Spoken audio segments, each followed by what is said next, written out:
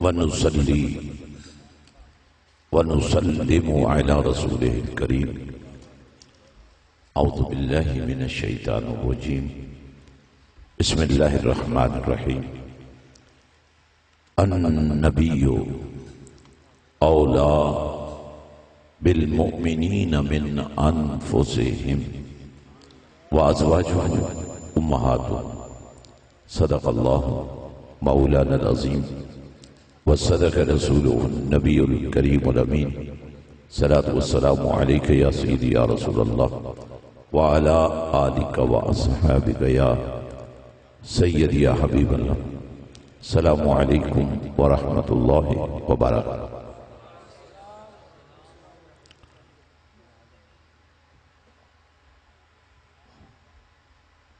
محفل جب شروع ہوتی ہے تو ایک بنیاد رکھی جاتی ہے، اور جب محفل کمال کو پہنچتی ہے تو عمارت مکمل ہو چکی ہے. جو سنجیدہ حضرات ہیں وہ ذرا دھیان سے میری باتیں سنیں. جو کلام آپ نے سنا میں یہی محسوس کر رہا تھا کہ میں بول رہا ہوں، اس لیے میری گفتگو انتہائی اختصار کے ساتھ ہوگی. لیکن میں یہ ضرور چاہوں گا کہ جو گھر آج بنا ہے، جو عمارت بنی ہے، اس کا لطف کیا ہے.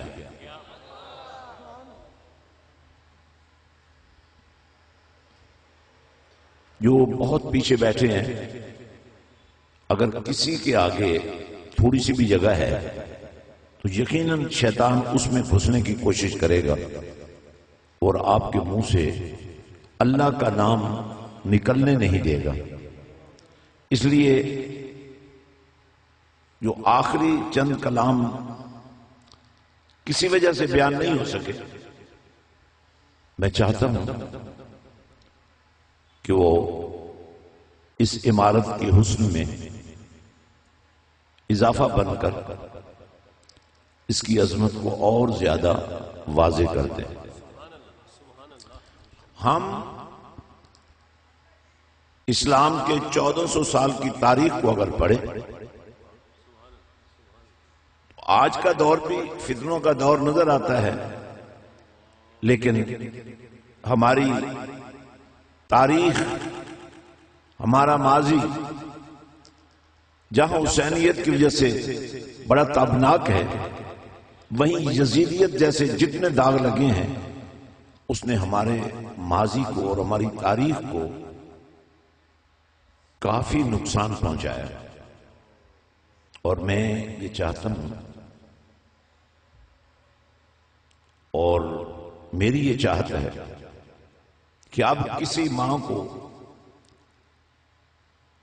یزید پیدا نہ کرنے دیا جائے. زبان بھی ہے، سماعت بھی ٹھیک ہے، تو اللہ کا نام لینے میں کوئی حرج نہیں ہے. حضرات، ہم فتنوں کے دور سے گزر رہے ہیں، اور فتنہ یہ ہے سب سے بڑا کہ بہت چھوٹا آدمی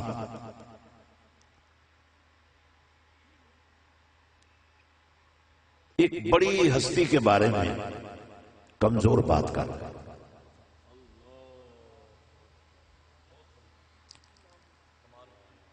تو آپ میں جو ذمہ دار لوگ ہیں ان کے لیے میرا پیغام ہے، ایک بہت بڑی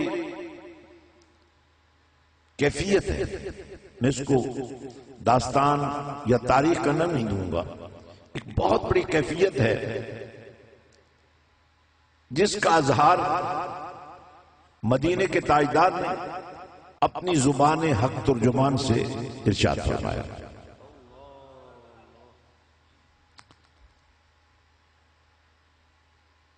بہت کچھ کہا، اور جو کچھ نبی نے کہا وہ حق کہا اور سچ کہا. اور ویسا ہی ہوا، ویسا ہی ہونا چاہیے تھا جو ترتیب آمنہ کے لال نے بیان فرمائی تھی۔ ابو بکر فی الجنہ، عمر فی الجنہ، عثمان فی الجنہ، علی فی الجنہ، یہ وہ ترتیب ہے جو ہمیں نظر آ رہی ہے۔ اب اس کے بعد میں ترتیب کے اس حصے میں آتا ہوں جس میں حسن و حسین کی تاجداری کا ذکر ہے، بادشاہی کا ذکر ہے، اور بادشاہی بھی ایک ایسی کیفیت کے ساتھ جب فیصلے ہو جانے ہیں، حق اور باطل میں فرق سامنے آ جانا ہے، ثابت اور ظالم کے درمیان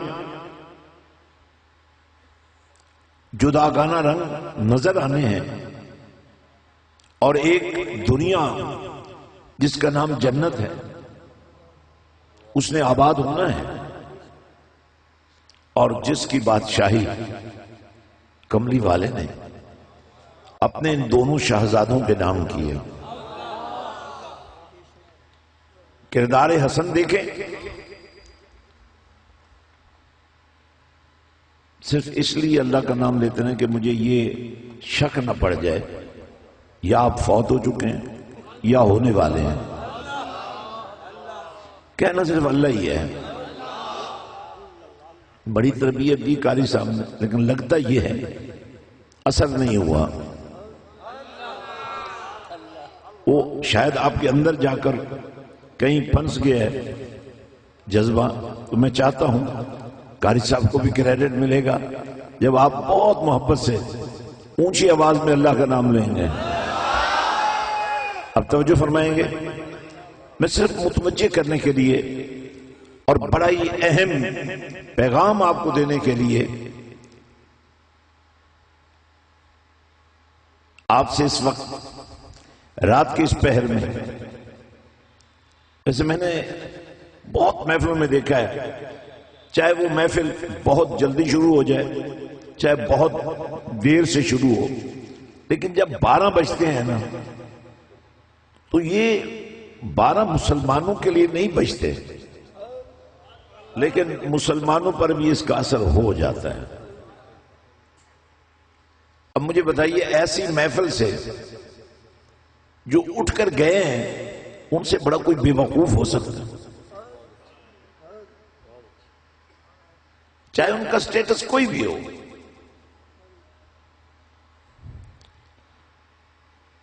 تو جو گئے ہیں وہ تو گئے ہیں، آپ بھی گئے نہ ہوں۔ میں نے چونکہ پیغام دینا ہے، جب تک آپ تیار نہیں ہوں گے آپ جلدی سے تیار ہو جائیں۔ میں نے خطبہ جمعہ کل ینگ پور میں دینا ہے، اور یہاں بوڑھا مجھے بہت کم کوئی نظر آیا ہے، 1 2 4 کے علاوہ، تو ظاہر ہے ینگ پور میں تو اس سب ینگ کو آنا پڑے گا نا پھر، یا اس کا نام چینج کرنا پڑے گا۔ اور کل رات بہت ہی عظیم الشان محفل میاں چنو کی سرزمین پر ہو رہی ہے، اور یہ جو یہ محافل ہو رہی ہیں یہ کوئی رسمی نعت خوانی کی محافل نہیں ہے، یہ ایک بنیاد ہم استوار کر رہے ہیں جو پیری مریدی سے بھی بالا تر ہے۔ ہماری معراج پیری مریدی نہیں ہے، ہماری معراج پیری مریدی کے ذریعے مدینے والے تک پہنچنا ہے۔ اب جو پہلی اینٹ لگتی ہے نا نیچے، وہ غریب نیچے ضرور ہوتی ہے، لیکن اوپر لگنے والی آخری اینٹ اس پر روب نہیں جما سکتی، کیونکہ اگر وہ ذرا ہل گئی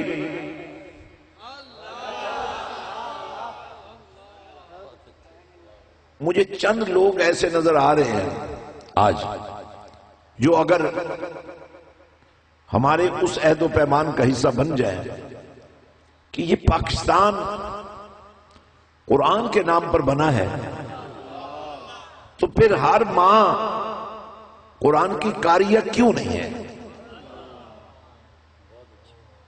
اب جتنے لوگ بیٹھے ہیں، کوئی بیٹی آپ کے ابا جان کے عقد میں آئی، آپ پیدا ہوئے، اور اسی بیٹی کو جب ماں کا روپ ملا نا، تو آپ کے لیے اسی کے قدموں کے نیچے ایک جنت سجا دی گئی۔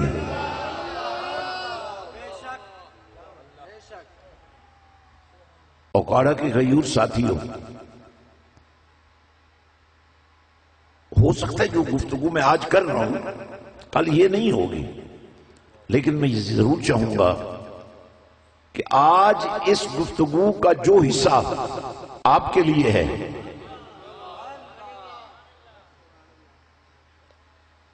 اس کو آپ نے آج ہی اپنا لینا ہے۔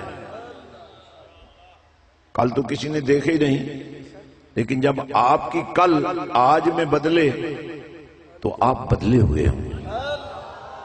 اگر تھوڑا سا پیچھے ہو جائیں، سٹیج کا ستیہ ناش کیا ہوا آپ لوگوں نے، تھوڑا سا پیچھے ہو جائیں، اور تھوڑا سا پیچھے ہو جائیں، کیونکہ آج اگر آپ بھی کسی بیٹی کے باپ ہیں تو کل وہ بھی کسی کے عقد میں جائے گی۔ اگر آپ سے کوتاہی ہو گئی، غلطی ہو گئی، آپ نے خیال نہ کیا، اور وہ ایک ایسی ماں بن گئی جس کے قدموں میں تو جنت ہے، لیکن جس کی گود جنت نہ بن سکے، میں ان بیٹیوں کے نام پر آپ کو دعوت فکر دینا چاہتا ہوں۔ بیٹی کتنی عزت والی چیز ہے، اس کا اندازہ شاید آپ بیٹی کے ماتھے کا بوسہ لے کر اور بیٹی کو نت نئے کھلونے دے کر بھی شاید نہ سمجھا سکے، لیکن سیدہ کائنات کا اپنے ابا جان کے حضور میں آنا ذرا دیکھ کر سمجھو تو صحیح، اپنی بیٹی کے لیے جب کھڑا ہو جاتا ہے نبی،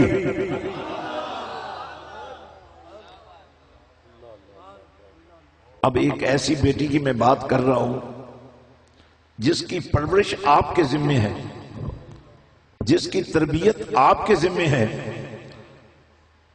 اور میں ایک بیٹی کے بارے میں تھوڑی سی نشاندہی کر کے تقریباً اپنی گفتگو مکمل کر چکا ہوں۔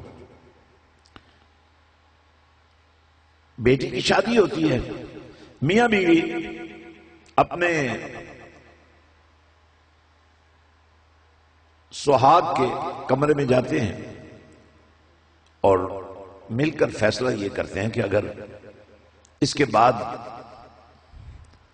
کوئی دروازہ کھٹکھٹائے تو ہم کسی صورت میں دروازہ نہ کھولیں۔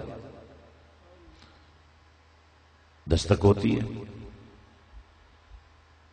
پوچھتے ہیں کون؟ دولہا کی ماں ہے۔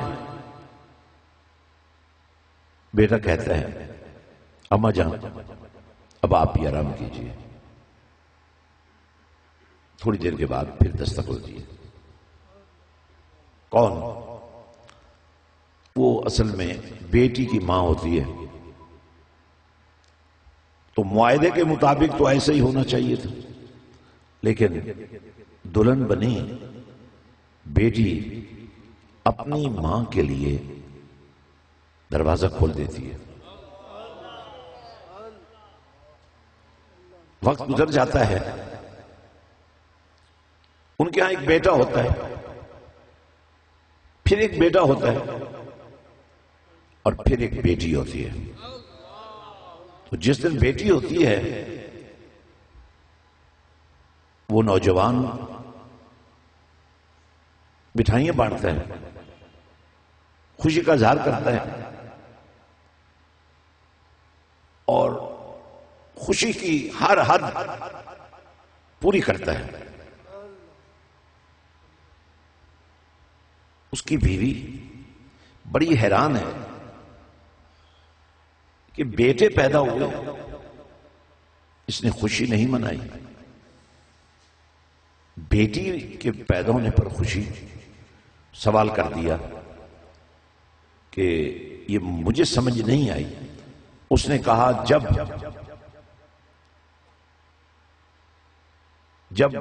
دروازہ بند ہوگا نا تو یہ بیٹی دروازہ کھولے گی۔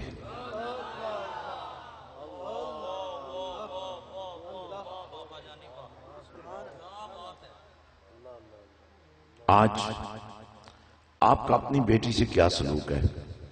یہ آپ کی ایک قوم بننے اور پھر قوم سے امت بننے میں ایک بہت بڑا کردار ادا کرے گی۔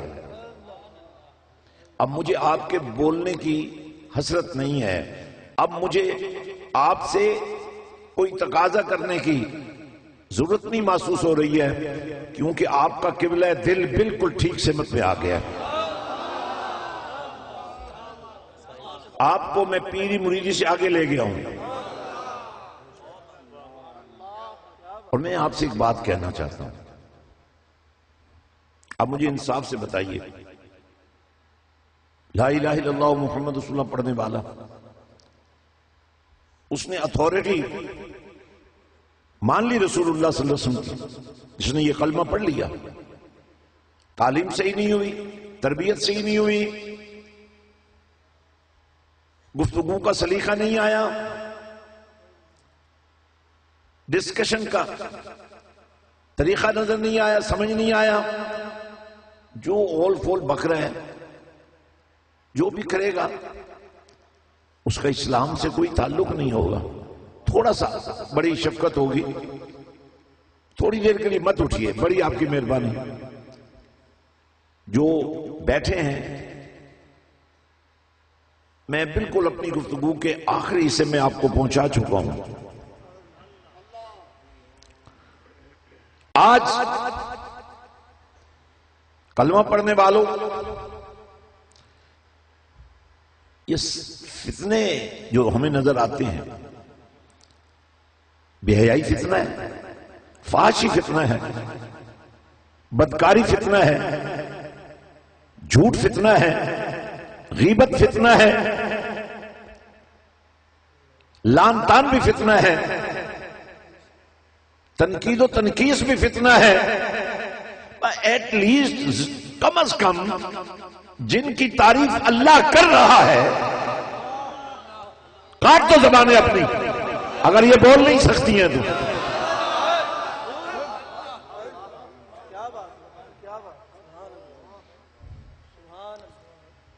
صبح سے شام تک جھوٹ بولتے ہیں، غیبتیں کرتے ہیں، اللہ کے ذکر میں آ کر ہم گم ہو جاتے ہیں۔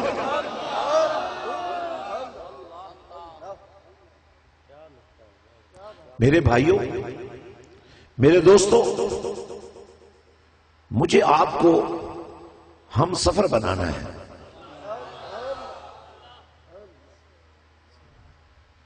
بوسے دینا لینا یہ بھی کوئی کم عقیدت نہیں ہے، مگر نیزے کی انی پہ چڑھ کے قرآن پڑھتے رہنا، یہ ہے تربیت۔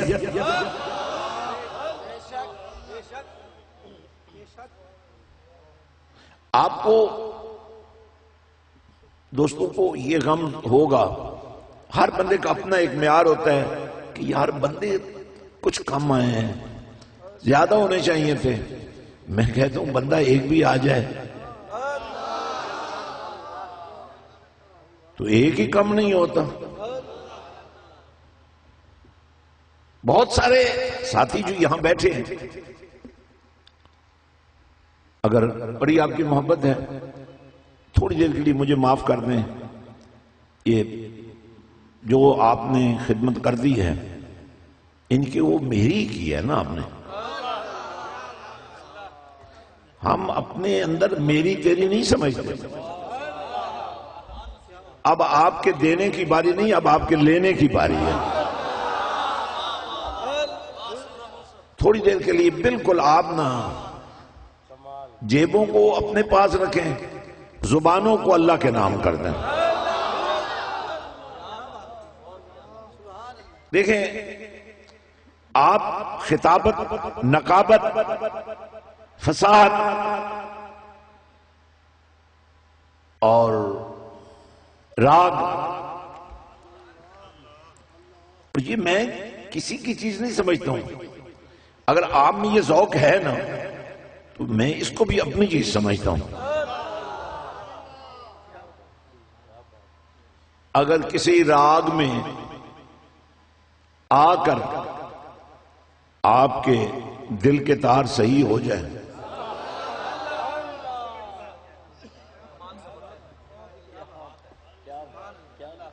آپ جب اٹھ کر آتے ہیں، دیکھیں یہ لینا بڑا آسان کام ہے، دینا بڑا مشکل کام ہے.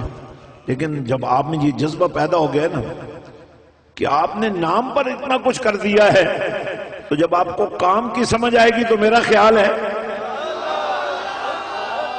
اب آپ کے پاس بچے ہوئے ہیں. پر جب کام کی سمجھ آ جائے گی نا تو پھر صدیق اکبر کی سنت ادا کرتے ہوئے کپڑے بھی اتار دو گے، ٹاٹ پہن لو گے، کانٹوں کے بٹن لگا لو گے، اور رب کو بھی جب پیار آئے گا نا تو فرمائے گا جبریل جبریل. نبی کے یار کو دیکھا ہے اس سے پہلے کہ یار غار. اگر میں یہ کہوں کہ اگر آپ کی زبان نہیں کھل رہی ہے تو اپنے منہ کو خود نواز دیجئے.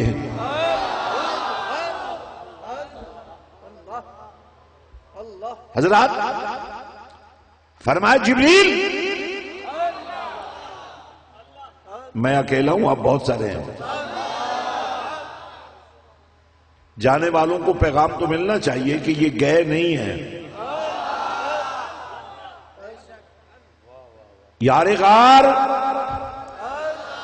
آ رہا ہے جبریل، یار غار کملی والے کے پاس جا رہا ہے. اس سے پہلے کہ پہنچے ٹاٹ پہن کر، تم بھی ٹاٹ پہن لو، سب کچھوں کو پہنا دو، اور کملی والے کو سلام بھی پیش کرنا. اور جب ٹاٹ پہن کر جاؤ گے نا، کانٹوں کے بٹن لگا کر جاؤ گے نا، تو نبی کو اپنے یار پر کتنا پیار آئے گا. تو آج میں بات کر رہا ہوں اس قوم کی ہر اس بیٹی کی. آپ جیسے باپ اپنی بیٹیوں کے لیے کیا بن رہے ہیں یہ آپ ہی بتا سکتے ہیں. لیکن جب میں اس قوم کی بیٹیوں کو سرے بازار رسوا ہوتا دیکھتا ہوں تو ظاہر مجھ سے نہیں رہا جاتا. اور آج کی اس نشست میں میں آپ سے یہی کہنا چاہ رہا ہوں،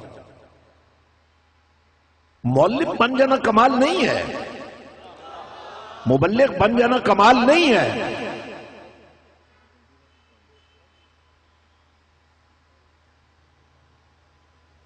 اور شیخ المشائخ بن جانا کمال نہیں ہے. سر کے بالوں سے لے کر پاؤں کے ناخنوں تک رسول پاک کی نوکری کا مجسمہ بننا ضروری ہے. دیکھیں ہماری مجالس، ہماری محافل، ہمارا طریقہ تبلیغ اس طرح مؤثر نہیں ہے. جب عاشق اور محبین کملی والے کے سامنے بیٹھ کر نبی کا دیدار کرتے ہوئے نبی سے اپنے پیار کا اظہار کرتے تھے نا، ہم حضرت علامہ کو خوش آمدید کہتے ہیں، اللہ آپ کو صحت کاملہ عطا فرمائے۔ یہ کرسی یہیں لے آئیے، بالکل ڈبل زیارت، ہم بھی زیارت کر لیں گے نا آپ کی جی۔ باقی حضرات تشریف رکھیں، جو راستہ دے رہے ہیں یہ بہت ضروری ہوتا ہے، عزت والوں کی عزت کرنا ضروری ہوتا ہے، لیکن جو بلا وجہ اٹھتے بیٹھتے ہیں وہ کوئی عزت نہیں کر رہے ہوتے، وہ بس ایسے ہی ہوتا ہے۔ دروشی پڑھیں اونچی آواز میں، اللہم صلی اللہ۔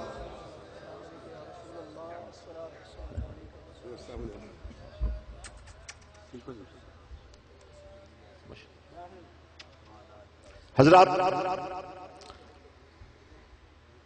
اس شہر کا مرد کلینر اور اس شہر کا عشق مصطفیٰ کے مشن کا ایک عظیم سالار، تو میں آپ سے یہ عرض کر رہا تھا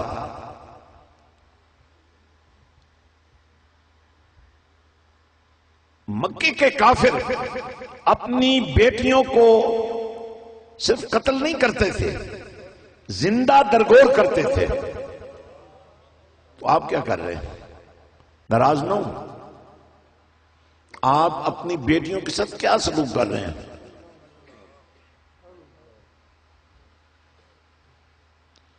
تو میرے پاس آپ کے لیے یہ پیغام ہے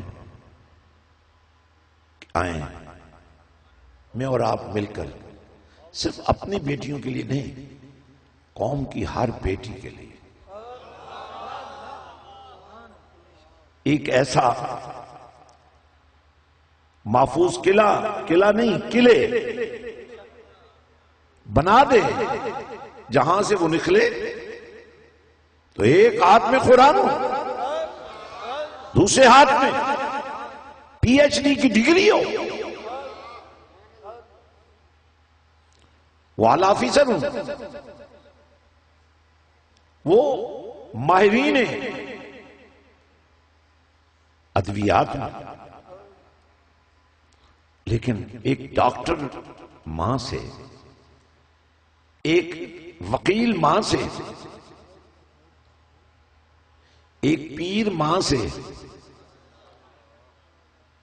ایک معلم ماں سے بیٹی کو اگر حیا نہ مل سکے اور کملی والے کی وفا نہ مل سکے تو مجھے بتائیے حسینی کہاں سے آئیں گے؟ مجھے یزیدیت سے کوئی غرض نہیں ہے، لیکن حسینیت کو، قل جاء الحق وزهق الباطل ان الباطل کان زہوقا کا روپ تو دینا پڑے گا۔ میں یقین رکھتا ہوں، دعا بھی کرتا ہوں، آئیں ہم ایک جھنڈا اٹھائیں، عمارت بہت اچھی بنی ہے، حفاظت تو کر سکے نا۔ جو عمارت بارش کے پانی کو نہ روک سکے وہ کسی زلزلے کا کیا مقابلہ کر سکے گی؟ تو میری آپ سے گزارش یہ ہے، آج کی اس رات میں کملی والے سے ہی سودا کر لیں، کیونکہ سلطان فیاض الحسن بے شک اپنے بابا جان غازی عباس علمدار کے قدموں کی خاک کو اپنی آنکھوں کا سرما بناتے ہوئے جو کربلا میں انہوں نے وفا کا حق ادا کیا، اس پر لمحہ لمحہ چلنے کٹ مرنے اور قوم کو ایک نئی زندگی دینے کے لیے ہم وقت تیار. اور جتنے بھی آپ درد دل والے ہیں، میں نے ایک نشان لگایا ہے حسینیت کا، اور میں چاہوں گا کہ آپ کو ضرور حسینیت کا وہ قلعہ دکھا دیا جس میں کوئی فرقہ واریت نہیں ہے، جس میں کوئی فرقہ نہیں ہے، جس میں کوئی فتنہ نہیں ہے، یا جذب مولا ہے یا عشق مصطفیٰ ہے، یا قرآن ہے اور یا پھر وہ کملی والا اپنی اداؤں کے ساتھ جلوہ گر ہے،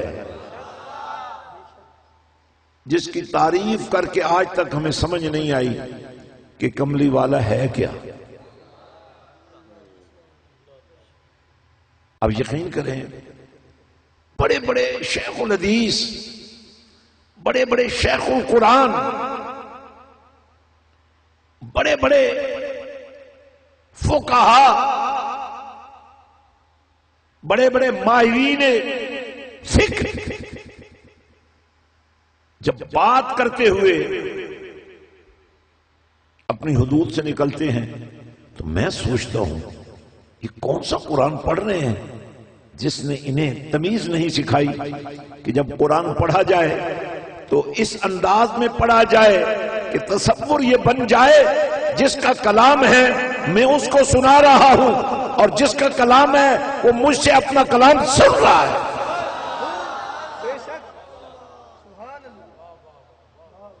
ورنہ تو آپ دیکھیں نا، ثواب تو اگر اپنی ہمسائیگی میں رہنے والے کسی یتیم، کسی غریب، کسی بھوکے انسان کو، اپنی گلی میں آنے جانے والے کسی مجبور انسان کو آپ محبت کی ایک نظر سے بھی دیکھ لیں گے نا تو اس پر بھی ثواب آپ کو مل جائے گا. بات ثواب کی نہیں ہے، یہ محفل کا ہر لمحہ ثواب تھا، لیکن اگر اس محفل سے آپ کو کردار نہ ملے، آپ کا اخلاق نہ سنورے، آپ کے انداز نہ بدلیں،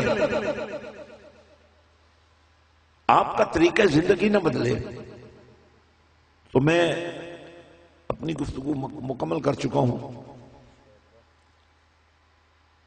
اب کہیں نہ کہیں کوئی جھول ہوتی ہے تو پھر محسوس ہوتا ہے یار ایسے نہیں ہونا چاہیے تھا، ایسے ہونا چاہیے. وہ جھول ہوتی ہے اور بعض اوقات بہت ساری غلطیاں اکٹھی ہو کر وہ جھول بن جاتی ہیں. لیکن میں نے پہلے کہا ہے کہ دیکھیں آپ آئے ہیں نا تو یہ نہ سمجھیے کہ آپ آئے ہیں، آپ کو بلایا گیا ہے. تو پھر جب آپ کو بلایا گیا ہے تو جس مقصد کے لیے بلایا گیا ہے اس کی سمجھ تو آپ کو آنی چاہیے نا. یہ چھوٹی سی ڈاکومنٹری دیکھ لیں اور سارا پیغام اس میں ہے. اور میں صرف اوکاڑے والوں کو نہیں کہہ رہا ہوں، جہاں جہاں آپ ہیں محفلیں کرتے ہیں، سب کچھ کرتے ہیں، ہزاروں نہیں لاکھوں آپ اس نام پر قربان کر دیتے ہیں، لیکن اگر پچھلے 20 سال کا خلاصہ نکالیں تو آپ کہاں کھڑے ہیں اور جہاں اس امت کو کھڑا ہونا تھا وہ کہاں ہے. آج بھی اگر آپ فیصلہ کر لیں گے نا تو اس کے بعد ہر محفل آپ کو اپنے اللہ کے قریب کر دے گی، امت کی عزت کا باعث بن جائے گی. وگرنہ اس وقت جو آگ لگی ہوئی ہے نا فرقوں کی، یہ گمراہ نہیں ہوئے، یہ تمیز کی حدوں کو توڑ چکے ہیں. مجھے کسی نے پوچھا آپ بھی کچھ کہیے سیدہ کائنات کی بارگاہ میں. میں نے کیا رسول اللہ سے بڑھ کر میں کچھ کہہ سکتا ہوں؟ تو سرکار نے کہہ دیا وہی ہماری حد ہے. اور پھر نوکروں کا کیا کام ہے؟ اس بحث میں آپ کو نہیں پڑھنا جس بیٹی کے لیے نبی کھڑا ہو جائے اس پر میں رائے دوں، آپ رائے دیں گے، آپ نفاذی کریں گے، شرم نہیں آئے گی؟ کون سا اسلام پر احسان کرو گے کہ تم نے نبی کی بیٹی کے بارے میں زبان کھولی ہے؟ شاید بہت اچھی رائے دی ہو، لیکن نبی کی رائے سے بڑھ کر تو کسی کی رائے نہیں ہو سکتی۔ خدا کے لیے ہمارے آنے کو سمجھو، ہم نے یہ فرقہ واریت نہیں پھیلنے دی، نہ دینی ہے، مجھے آپ کی ضرورت ہے۔ اب یقین کریں، مجھے آ کر ملنے والے اور میرے ہاتھ چومنے والوں کی بڑی لمبی لائنیں ہوتی ہیں۔ اگر میں اوکاڑا میں آیا ہوں تو اس کام کے لیے نہیں آیا، وہ تو آپ وہاں آ کر کر لیتے ہیں۔